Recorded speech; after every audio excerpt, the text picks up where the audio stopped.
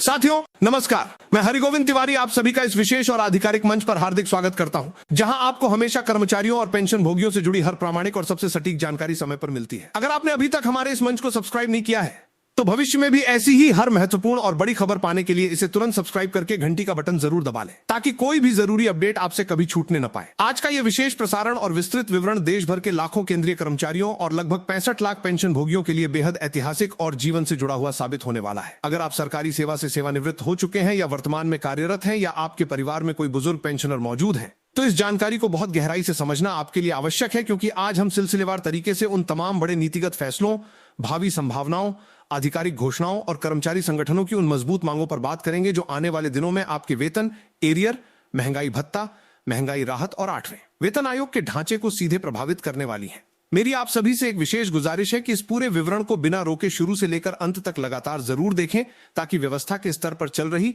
हर एक हलचल की पूरी सच्चाई आपको स्पष्ट रूप से समझ आ सके। सबसे पहले बात करते हैं उस बड़े नीतिगत बदलाव की जिसने देश के एक बड़े हिस्से में कर्मचारियों और पेंशन भोगियों के भीतर एक नई उम्मीद की किरण जगा दी है। हाल ही में पश्चिम बंगाल के भीतर हुए बड़े राजनीतिक घटनाक्रम के बाद वहां नई व्यवस्था के गठन की प्रक्रिया बहुत तेज हो चुकी है और इसी के साथ वहां के मेहनतकश कर्मचारियों और बुजुर्ग पेंशन भोगियों के लिए कुछ बहुत बड़े और ठोस संकल्प दोहराए गए हैं। इसमें सबसे महत्वपूर्ण बात यह सामने निकल कर आ रही है कि राज्य के भीतर अब बिना किसी देरी के 7वें वेतन आयोग की सिफारिशों को लागू करने की पूरी तैयारी कर ली गई है। आप सभी जानते हैं कि अब तक वहां के राज्य कर्मचारी और पेंशनर पुराने वेतनमान के आधार पर ही अपनी आजीविका चला रहे थे, जिसकी वजह से उनके वेतन और केंद्र सरकार के कर्मचारियों के वेतन के बीच एक बहुत बड़ी विसंगति और खाई पैदा हो गई थी। लेकिन अब प्रशासनिक गलियारों से जो पक्के संकेत मिल रहे हैं उनके अनुसार नई व्यवस्था के पूरी तरह स्थापित होने के मात्र 45 दिनों के भीतर 7वें वेतन आयोग को धरातल पर उतारने का प्रयास किया जाएगा। और अगर ऐसा समयबद्ध तरीके से पूरा होता है तो ये लाखों परिवारों के लिए एक बहुत बड़ी आर्थिक राहत साबित होगी, क्योंकि इससे उनके मूल वेतन और मासिक पेंशन में एक साथ बहुत बड़ी बढ़ोतरी दर्ज की जाएगी। इसी ऐतिहासिक कदम के साथ एक और बेहद महत्वपूर्ण वादा किया गया है जो सीधे तौर पर आपके महंगाई भत्ते और महंगाई राहत से ताल्लुक रखता है। अब तक वहां केंद्रीय कर्मचारियों और राज्य के कर्मचारियों के बीच मिलने वाले डीए और डीआर के प्रतिशत में एक लंबा फासला बना हुआ था, जिससे कर्मचारियों में भारी असंतोष था।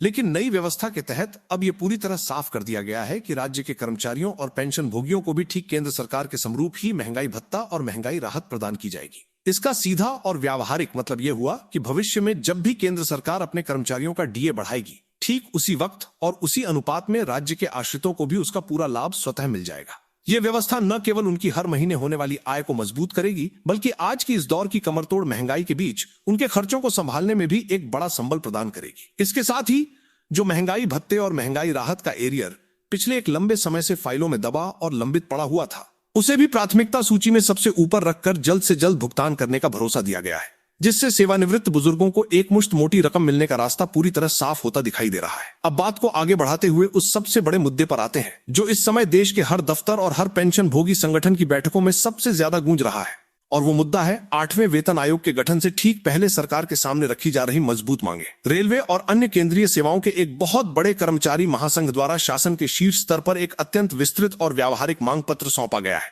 जिसमें फिटमेंट फैक्टर को लेकर अलग अलग सेवा स्तरों पर बिल्कुल नई और तार्किक मांगे रखी गई हैं। इस प्रस्ताव में यह बात प्रमुखता से कही गई है कि लेवल 1 के कर्मचारियों के लिए फिटमेंट फैक्टर को लगभग 2.92 निर्धारित किया जाए, जबकि जो कर्मचारी लेवल 6 से लेकर लेवल 8 के दायरे में आते हैं उनके लिए इस फिटमेंट फैक्टर की सीमा को बढ़ाकर 3.50 करने पर विशेष जोर दिया गया है। इसके अलावा जो उच्च प्रशासनिक और तकनीकी स्तर के पद हैं उनके लिए फिटमेंट फैक्टर की मांग को और भी अधिक तार्किक रूप से ऊपर रखने का प्रस्ताव दिया गया है, जिससे यह पूरी तरह स्पष्ट है कि इस बार कर्मचारी संगठन केवल वेतन में मामूली बढ़ोतरी नहीं चाहते, बल्कि वे 8वें वेतन आयोग के माध्यम से पूरी वेतन विसंगति और ढांचे को जड़ से पुनर्गठित कराना चाहते हैं। हालांकि इस प्रकार की भिन्न भिन्न फिटमेंट फैक्टर की मांगों को लेकर प्रशासनिक स्तर पर एक विमर्श और चिंतन का दौर भी जारी है, क्योंकि जानकारों का मानना है कि अलग अलग स्तरों के लिए अलग अलग फिटमेंट फैक्टर तय करने से भविष्य में संवर्गों के बीच आंतरिक वेतन विसंगति और असमानता बढ़ने का भी खतरा पैदा हो सकता है। लेकिन कर्मचारी संगठनों ने केवल फिटमेंट फैक्टर पर ही अपनी बात नहीं रोकी है, बल्कि इसके साथ कई ऐसी बुनियादी मांगे भी इस मांग पत्र में शामिल की हैं जो सीधे तौर पर एक आम कर्मचारी के जीवन स्तर को ऊंचा उठाने के लिए बेहद जरूरी हैं। इस प्रस्ताव में सबसे पहली और बड़ी मांग ये की गई है कि आज के बाजार मूल्य को देखते हुए न्यूनतम वेतनमान में एक बहुत बड़ा और सम्मानजनक इजाफा किया जाए, ताकि सबसे निचले स्तर पर काम करने वाले कर्मचारी को भी इस महंगाई में सम्मान से जीने का हक मिल सके। इसके साथ ही हर साल मिलने वाली वार्षिक वेतन वृद्धि यानी सालाना इंक्रीमेंट की वर्तमान 3% की दर को बढ़ाकर सीधे 5% करने का एक बेहद मजबूत प्रस्ताव रखा गया है।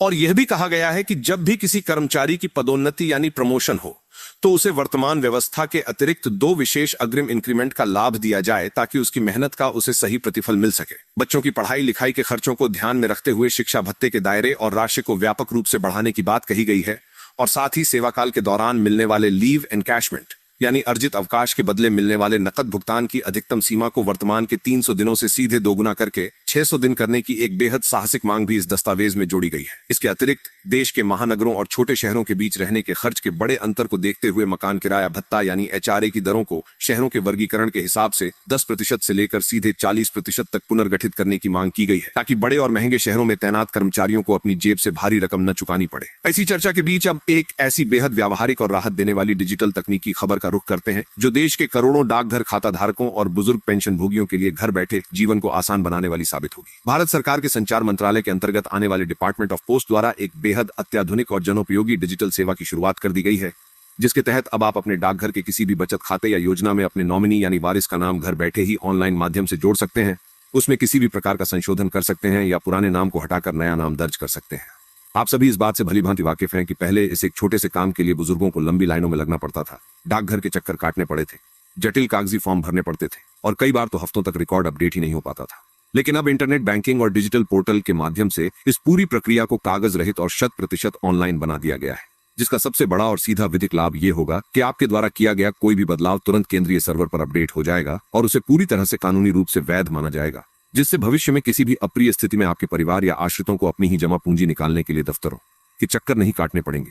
अब दोस्तों, देश के प्रशासनिक गलियारों से निकल कर आ रही उस सबसे महत्वपूर्ण और गोपनीय बैठक की बात करते हैं जो आने वाले दिनों में केंद्रीय कर्मचारियों और पेंशन धारकों की दशा और दिशा तय करने वाली है। सरकार के उच्चाधिकारियों और नेशनल काउंसिल यानी राष्ट्रीय विमर्श परिषद के बीच लगभग 5 वर्षों के एक लंबे अंतराल के बाद इस बेहद उच्च स्तरीय द्विपक्षीय बैठक का आयोजन किया जा रहा है और इतने लंबे समय बाद यह बैठक होने के कारण ही इसकी अहमियत और गंभीरता देश भर के कर्मचारी जगत में बहुत ज्यादा बढ़ गई है। इस बंद कमरे की बैठक के एजेंडे में जिन सबसे संवेदनशील मुद्दों को शामिल किया गया है उनमें बुजुर्गों की पेंशन में सम्मानजनक बढ़ोतरी, सेवानिवृत्त लोगों के लिए उन्नत चिकित्सा सुविधाएं, फैमिली पेंशन के नियमों का सरलीकरण और कर्मचारियों से जुड़े कई विसंगतिपूर्ण विषय शामिल हैं। इस बैठक के संदर्भ में जो सबसे बड़ी और सकारात्मक खबर छनकर सामने आ रही है वो ये है कि इसमें उम्र के बढ़ते पड़ाव के आधार पर पेंशन की राशि में अतिरिक्त बढ़ोतरी करने का एक बेहद संवेदनशील और व्यावहारिक प्रस्ताव शासन के सम्मुख रखा जा रहा है। इस नए नीतिगत प्रस्ताव के अनुसार जैसे ही कोई बुजुर्ग पेंशनर 65 वर्ष की आयु पूरी करेगा तो उसकी मूल पेंशन में 5% की अतिरिक्त वृद्धि कर दी जाएगी। इसी तरह 70 वर्ष की आयु पार करने पर यह अतिरिक्त वृद्धि 10% हो जाएगी और 75 वर्ष की आयु पूरी होने पर बुजुर्गों को उनकी मूल पेंशन पर 15% की अतिरिक्त सम्मान राशि दी जाएगी ताकि ढलती उम्र के साथ बढ़ने वाले उनके व्यक्तिगत खर्चों को संभाला जा सके। इसके साथ ही फिक्स्ड मेडिकल अलाउंस यानी FMA को लेकर भी कर्मचारी संगठनों ने इस बैठक के लिए बहुत तगड़ी घेराबंदी की है और साफ कहा है कि वर्तमान में मिलने वाला मात्र 1000 रुपए का मासिक चिकित्सा भत्ता आज के दौर की दवाइयों और डॉक्टरों की फीस के सामने ऊंट के मुंह में जीरे के समान है। इसलिए इसे बिना किसी देरी के तुरंत बढ़ाकर कम से कम 3000 रुपए प्रति माह किया जाए। वहीं दूसरी तरफ फैमिली पेंशन के मानवीय नियमों में भी एक बहुत बड़ा विमर्श इस बैठक का हिस्सा है, जिसमें आश्रितों को 100% यानी 100% फैमिली पेंशन का विधिक लाभ देने और इस सुरक्षा चक्र के दायरे को बढ़ाते हुए परिवार की विधवा बहू को भी पूरी तरह इसमें शामिल करने की एक बेहद प्रगतिशील सिफारिश की गई है। इसके अलावा बुजुर्गों के स्वास्थ्य की रक्षा के लिए चिकित्सा सुविधाओं के सरलीकरण का मुद्दा भी बेहद अहम है, जिसमें इलाज के दौरान होने वाले तमाम विविध खर्चों को पूरी तरह कैशलेस योजना में कवर करने और उम्र के इस पड़ाव पर सबसे ज्यादा जरूरी माने जाने वाले दांतों के इलाज और डेंटल जैसी महंगी प्रक्रियाओं को भी सरकारी स्वास्थ्य योजना के अंतर्गत पूरी तरह मुफ्त शामिल करने की पुरजोर वकालत की गई है। अब आगे बढ़ते हुए बात करते हैं उन अत्यंत गंभीर और नीतिगत विसंगतियों की जो पिछले एक लंबे अरसे से देश के लाखों बुजुर्ग EPS 95 और अन्य केंद्रीय पेंशन धारकों के लिए मानसिक और आर्थिक चिंता का बहुत बड़ा सबब बनी हुई है। पेंशन के नियमों के तहत की जाने वाली कम्यूटेशन रिकवरी यानी पेंशन के एक हिस्से के बदले एक मुश्त ली गई रकम की वापसी की अवधि को लेकर देश भर के कोने कोने से ये आवाज बेहद मुखर हो चुकी है कि इस रिकवरी की अधिकतम समय सीमा को वर्तमान के 15 साल से घटाकर हर हाल में 11 या 12 साल तय किया जाए। इसके पीछे बेहद मजबूत और तार्किक दलील ये दी जा रही है कि देश के कई प्रगतिशील राज्यों में वहां की राज्य सरकारों ने अपने सेवानिवृत्त कर्मचारियों के लिए इस रिकवरी अवधि को पहले ही घटाकर तर्कसंगत बना दिया है, लेकिन केंद्रीय स्तर पर और EPFO के नियमों के तहत आज भी बुजुर्गों की पेंशन से पूरे 15 सालों तक यह भारी भरकम कटौती लगातार जारी रहती है, जिससे उम्र के आखिरी पड़ाव पर पहुंच चुके इन वरिष्ठ नागरिकों पर एक अनुचित और भारी आर्थिक बोझ पड़ता है। इसलिए इस विसंगति को तुरंत दूर करके रिकवरी की अवधि को कम किया जाना बेहद आवश्यक है, ताकि बुजुर्गों को समय रहते उनकी पूरी पेंशन वापस मिल सके। इसी मानवीय दृष्टिकोण के साथ एडिशनल पेंशन यानी अतिरिक्त पेंशन मिलने की पात्रता की न्यूनतम आयु सीमा को लेकर भी एक बहुत बड़ा और बुनियादी बदलाव इस समय विमर्श के केंद्र में है।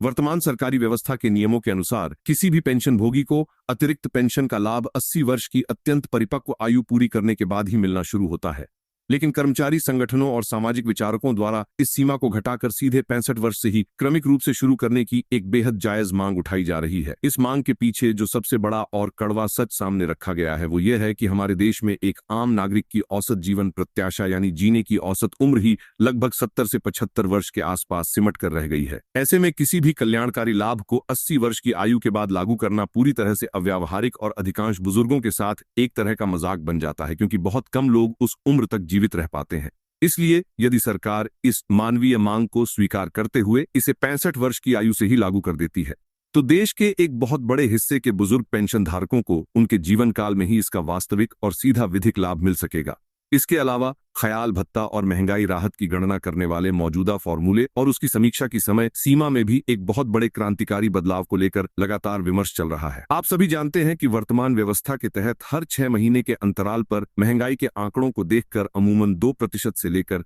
4% के बीच की क्रमिक बढ़ोतरी की जाती है, लेकिन कर्मचारी प्रतिनिधियों का साफ कहना है कि बाजार में जो वास्तविक और दैनिक उपभोग की वस्तुओं की महंगाई है वह इस सरकारी सूचकांक के मुकाबले कहीं ज्यादा तेज रफ्तार से भाग रही है। इसलिए इस फॉर्मूले को पूरी तरह संशोधित करके हर 6 महीने में कम से कम 5% से लेकर 7% की वास्तविक राहत दी जानी चाहिए। इसके साथ ही एक बेहद दूरगामी प्रस्ताव यह भी रखा गया है कि डीए और डीआर की यह समीक्षा हर 6 महीने के लंबे इंतजार के बजाय हर 3 महीने के त्रैमासिक अंतराल पर की जानी चाहिए, जिससे साल में केवल 2 बार के बजाय कर्मचारियों और पेंशनरों को साल में 4 बार महंगाई के अनुपात में तुरंत राहत मिल सके और उन्हें बाजार के उतार चढ़ाव से जूझना न पड़े। इन सब में सबसे बड़ी और आत्मसम्मान से जुड़ी मांग ये भी उठ रही है कि सेवानिवृत्ति के बाद मिलने वाली पेंशन की राशि को कर्मचारी के अंतिम आहरित वेतन के 50% की वर्तमान सीमा से बढ़ाकर सीधे 70% निर्धारित किया जाए, क्योंकि पूर्व की व्यवस्थाओं में कर्मचारियों के सामाजिक और आर्थिक हितों की रक्षा के लिए ऐसे ही बेहतर और सुरक्षित प्रावधान मौजूद थे, और आज के इस बेहद महंगे दौर में यह समय की मांग बन चुका है कि इसे दोबारा बहाल किया जाए, ताकि देश निर्माण में अपनी पूरी जिंदगी खपा देने वाले इन वास्तुशिल्पियों को बुढ़ापे में किसी के आगे हाथ न फैलाना पड़े और उन्हें एक पुख्ता आर्थिक सुरक्षा कवच मिल सके। अंत में कोविड काल के दौरान रोके गए उस बेहद संवेदनशील 18 महीने के लंबित महंगाई भत्ते और महंगाई राहत के एरियर का मुद्दा भी अभी पूरी तरह से ठंडा नहीं पड़ा है, और कर्मचारी संगठनों के निरंतर प्रयासों के कारण यह विषय आज भी शासन के उच्च स्तर पर पूरी गंभीरता के साथ विमर्श के अधीन बना हुआ है। जैसे ही प्रशासनिक स्तर पर या विधिक मंचों से इस 18 महीने के एरियर के भुगतान को लेकर कोई भी ठोस विधिक या अंतिम निर्णय निकलकर सामने आता है, तो उससे जुड़ी हुई एक एक प्रामाणिक और बारीक जानकारी सबसे पहले इसी मंच के माध्यम से पूरी ईमानदारी के साथ आप तक पहुंचाई जाएगी। कुल मिलाकर अगर आज की इस पूरी समीक्षा और धरातल की हलचल को देखा जाए तो आने वाला ये समय देश के तमाम केंद्रीय कर्मचारियों, राज्य कर्मचारियों और बुजुर्ग पेंशन भोगियों के लिए बेहद निर्णायक और महत्वपूर्ण मोड़ साबित हो सकता है, क्योंकि एक साथ कई बड़े नीतिगत फैसले, अदालती आदेश और विधिक बदलाव पूरी तरह से संभावित हैं, जो आने वाले समय में आपके पूरे जीवन स्तर और आर्थिक स्थिति को सकारात्मक रूप से बदल कर रख देंगे। तो मेरे तमाम सम्मानित साथियों, कर्मचारियों और बुजुर्ग पेंशन भोगियों, अगर आपको आज का ये संपूर्ण और विस्तृत विवरण उपयोगी, ज्ञानवर्धक और पूरी तरह से प्रामाणिक लगा हो, तो इसे बिना किसी देरी के अपने तमाम साथियों, कर्मचारी ग्रुपों और व्हाट्सएप के माध्यम से ज्यादा लोगों तक जरूर साझा करें, ताकि देश के कोने कोने में बैठे हर एक पेंशनर और कर्मचारी तक ये महत्वपूर्ण और सच्ची जानकारी बिना किसी भ्रम के पहुंच सके और वे अपने अधिकारों के प्रति पूरी तरह जागरूक रह सकें। हम आगे भी इसी तरह पूरी निष्ठा और ईमानदारी के साथ आपके हक की आवाज को पूरी मजबूती से उठाते रहेंगे और हर एक सटीक अपडेट आप तक लाते रहेंगे। इस मंच पर अपनी निरंतर उपस्थिति और विश्वास बनाए रखने के लिए आप सभी का हृदय से बहुत बहुत धन्यवाद।